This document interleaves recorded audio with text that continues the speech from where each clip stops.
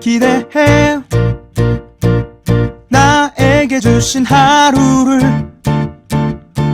때론 피곤하고 일어나기 싫고 널 깨우는 알람 소리에 짜증도 나겠지만 안녕하세요. 오늘도 부른 말씀 권순민 목사입니다. 쉬지 않고 나를 지키셨네. 오늘을 나에게 주셨네. 새 말씀 안에 주가 주신 사랑과 은혜와 능력. 오늘 우리에게 주시는 하나님의 말씀은 출애굽기 33장 18절에서 23절까지 말씀입니다. 모세가 이르되 원하건대 주의 영광을 내게 보이소서. 여호와께서 이르시되 내가 내 모든 선한 것을 내 앞으로 지나가게 하고 여호와의 이름을 내 앞에 선포하리라. 나는 은혜 베풀 자에게 은혜를 베풀고 긍휼히 여길 자에게 긍휼을 베푸느니라. 또 이르시되 내가 내 얼굴을 보지 못하리니 나를 보고 살 자가 없음이니라. 여호와께서 또 이르시기를 보라 내 곁에 한 장소가 있으니 너는 그 반석 위에 서라. 내 영광이 지나갈 때에 내가 너를 반석 틈에 두고 내가 지나도록 내 손으로 너를 덮었다가 내 손을 거두리니 내가 내 등을 볼 것이요 얼굴은 보지 못하리라. 아멘. 오늘 설교 제목은 하나님의 얼굴을 보여주는 반석입니다. 요즘 마스크 때문에 상대방의 얼굴을 보는 것이 웬만한 신뢰관계가 형성되지 않는 이상은 거의 불가능한 일이 되었습니다. 심지어는 집안에서도 마스크를 끼고 사는 사람들이 많은 요즘 예전에 거리낌 없이 서로의 얼굴을 볼 수 있는 것이 얼마나 귀한 일이었는지를 새삼 느끼게 됩니다. 예나 지금이나 얼굴을 보인다는 것은 서로에 대한 신뢰가 있을 때나 가능한 일입니다. 특히 남녀관계에 있어서 얼굴을 오픈하는 것은 더 의미가 있는데요. 과거 조선시대에는 배우자의 얼굴을 결혼 전까지는 보지도 못하고 결혼을 했지요. 지금도 이슬람을 믿는 중동에서는 여자들은 밖에 나갈 때 히잡 혹은 부르카라 부르는 옷을 입고 나갑니다. 여러분들도 아실 겁니다. 이 눈만 겨우 노출되고 어둡고 두꺼운 그런 사람을 머리끝에서 발끝까지 덮어버리는 옷을요. 왜 이슬람은 여성들에게 그런 폐쇄성을 강요할까요? 왜냐하면 그들에게는 여성이 남편과 아버지 이외의 존재에게 얼굴이나 신체를 노출하는 것은 일종의 이 정조와 관련된 일로 생각하기 때문입니다. 저는 이런 배경을 가지고 오늘 본문을 한번 다시 묵상해 보았습니다. 과연 모세가 하나님의 얼굴을 보여달라라고 한 이유가 무엇인가? 또 하나님은 왜 자신의 영광을 그 얼굴을 모세에게 보여주려 하시며 또 어떻게 모세는 그렇게 하나님의 영광을 보고도 살아남을 수 있었을까? 특히 이 모세로 하여금 이 서라, 네가 그곳에 서라라고 하셨던 그 반석에는 어떤 영적인 의미가 있는지 한번 이 새벽에 여러분들과 짧게나마 나누려고 합니다. 먼저 오늘 본문이 있는 출애굽기 33장의 위치를 한번 생각해 보겠습니다. 출애굽기 33장은 이스라엘 백성들이 금송아지를 숭배한 사건 직후에 일어난 일입니다. 하나님은 그 일이 있은 이후에 더 이상 그들과 함께하지 못하겠다라고 하시죠. 요즘 말로 하면 이혼을 하시겠다라는 것과 마찬가지입니다. 모세는 그런 하나님의 마음을 돌이키고자 이스라엘을 위한 중보기도에 들어갑니다. 그리고 과거 하나님께서 모세에게 하셨던 그 약속들, 내가 반드시 너와 함께하겠다, 이 약속들을 말씀하시면서 이스라엘 백성들을 다시 하나님의 백성으로 받아달라라고 간청을 합니다. 그 기도 중에 모세는 뜬금없이 여호와께 하나님께 이런 요구를 하죠. 모세가 이르되 18절입니다. 원하건대 주의 영광을 내게 보이소서. 이스라엘 백성이 하나님의 백성이 되는 것과 모세가 하나님의 영광, 즉 얼굴을 보는 것은 과연 어떤 연관성이 있나요? 이 두 가지가 별개의 요구처럼 보이겠지만 사실은 하나의 요구나 마찬가지입니다. 저는 앞서 얼굴을 보는 것을 배우자로서의 특권이라고 말씀을 드렸습니다. 그러니까 모세는 이스라엘 백성을 대표하는 사람이죠. 그런 모세가 자신이 대표로 하나님의 얼굴을 본다. 이것은 이스라엘은 영원히 하나님의 백성이 되고 또 하나님도 이스라엘의 소유가 되신다라는 이 요구를 지금 모세는 하고 있는 것입니다. 그런데 여러분, 이게 엄청 위험한 일이란 말입니다.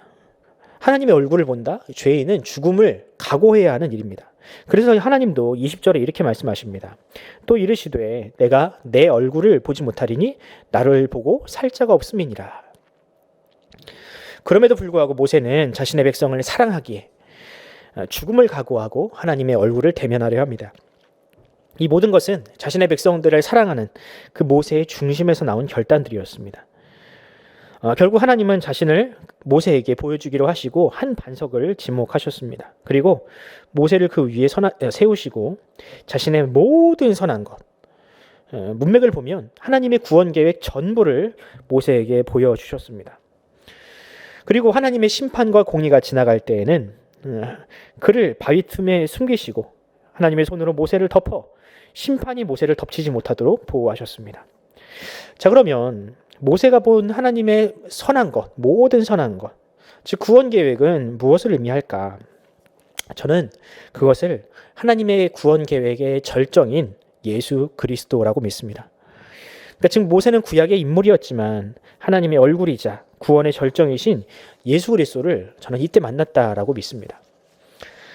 실제로 모세는 예수님을 보았습니다. 어디서요? 변화산에서. 모세는 예수님께서 변화산에서 자신의 영광을 드러내실 때 그 곁에서 있었던 사람입니다. 우리는 여기서 본문을 통해 어떤 교훈을 발견할 수 있을까? 첫 번째로 저는 하나님께서 자신의 백성을 구원하신 궁극적인 목적은 바로 하나님이 자신의 얼굴을 그들에게 보여주시는 것이다 라고 생각을 합니다. 하나님께서 모세에게 자신의 얼굴을 보이신 것은요, 모세가 졸라서 일어난 일이 아닙니다. 그것은 사실 하나님의 기쁘신 뜻이었습니다. 하나님은 원래 사람을 지으실 때 함께 동행하시고 마주보며 사랑하시기 위해서 지으셨습니다. 그런데 사람이 죄로 인하여 그것이 불가능해졌습니다. 그러나 이것을 가능하게 만드는 분이 계시는데 그분이 바로 예수 그리스도시죠. 예수님은 하나님과 우리 사이에 막힌 담을 허시고 우리와 하나님의 사이를 가로막는 죄와 같은 지성소의 휘장을 찢어버리심으로, 그것을 자기의 몸으로 찢어버리심으로 하나님과 우리를 화목케 하셨습니다. 마치 모세가 자신의 목숨을 걸고 이스라엘 백성을 위하여 하나님의 얼굴을 보려 한 것처럼 예수님도 우리를 위하여 생명을 내놓으신 것입니다. 두 번째로, 모세가 하나님의 영광과 또 심판이라는 얼굴을 보았던 그 반석, 경험했던 그 반석은 사실 예수님을 의미합니다. 복음서를 보면 예수님께서 이런 말씀을 하시는 장면이 나옵니다. 요한복음 14장 9절입니다. 예수께서 이르시되 빌립아, 내가 이렇게 오래 너희와 함께 있으되 네가 나를 알지 못하느냐? 나를 본 자는 아버지를 보았거늘 어찌하여 아버지를 보이라 하느냐? 아멘. 무슨 뜻입니까? 모세는 일생에 딱 한 번 하나님의 영광, 얼굴을 보았지만 이제 예수 그리스도를 통해서 우리 모두가 하나님의 영광, 그의 얼굴을 볼 수 있다는 뜻입니다. 그뿐입니까? 우리가 얼굴만 보는 것이 아니라 이제는 하나님의 영을 소유한 자가 되었습니다. 그분의 영이신 성령님께서 우리 안에 내주하시는 그런 특별한 은혜를, 선물을 우리는 누리게 되었습니다.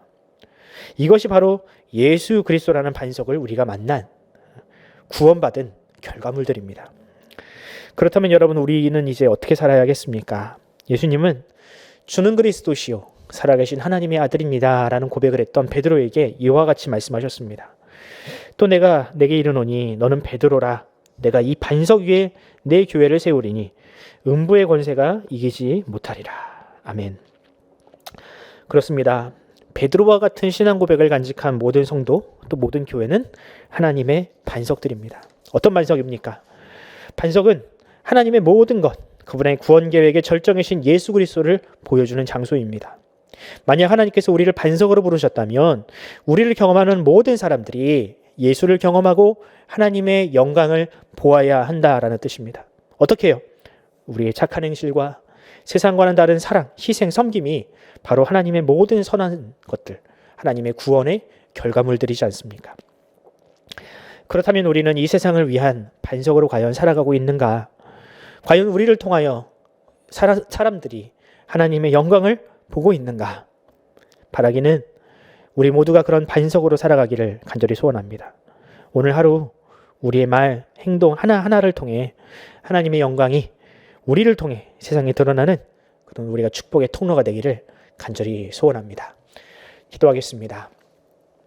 하나님 아버지, 은혜와 사랑을 감사합니다. 주님, 과거 모세가 그 반석 위에서 하나님의 영광을 본 것처럼 주님, 우리는 이미 예수님을 통하여 하나님의 영광을 경험한 사람들입니다. 주님, 우리의 반석 되신 주님께서 자신의 몸을 찢으사 우리와 하나님 사이를 화목케 하신 것처럼 주님, 우리도 그와 같은 반석의 역할을 감당하기를 소원합니다. 우리를 통하여 이 교회에 대한 편견을 가지고 있는 사람들이 그 편견을 버리게 하시고 하나님의 사랑이 무엇인지, 예수 그리스도께서 우리를 위하여 이루신 일들이 과연 무엇인지를 깨닫게 하는 축복의 통로가 되게 하여 주시옵소서. 감사드리며 우리 구주 예수 그리스도의 이름으로 기도드립니다. 아멘. 사랑하는 성도 여러분, 우리가 함께 기도합시다. 하나님은 우리를 반석으로 부르셨습니다. 오늘 하루 반석과 같이 좌로나 우로나 치우치지 말고 든든하게 주의 나라와 교회를 위하여 힘쓰고 애쓰는 저와 여러분이 되길 바라고요. 특별히 우리 자녀들 이제 수능이 딱 한 달 남았습니다. 11월 18일에 수능을 보게 되는데 우리 자녀들이 묵직하게 그 앉은 자리에서 열심히 공부하고 또 열심히 노력한 만큼의 결과를 얻게 해달라고 우리 하나님께 기도하면서 오늘 하루를 시작하도록 하겠습니다. 함께 기도합시다.